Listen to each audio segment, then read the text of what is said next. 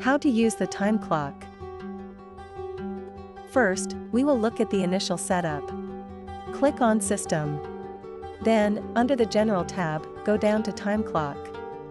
Here you can set up the clock-in range your employees are allowed if they are logged into Encore from their mobile devices and adjust your general GPS location.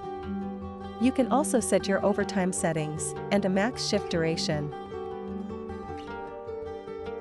Click Save to save any changes. Next, click on the Time Clock menu option. You will see the employee's scheduled shift in a blue time block based on the hours you have set under the Work Schedule tab in the Employees area. It will show a red block if the employee hasn't clocked in yet, indicating they are late. To clock in and out, click on the Clock In or Clock Out button.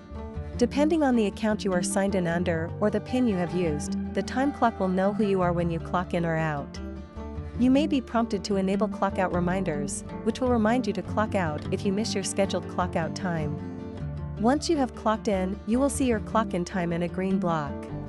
You also now have the option to clock out using the same button. Click on the History tab. First, select the employee from the drop-down menu. You can select a date range to view. If your code has access, you can click on a time clock entry to edit or delete it.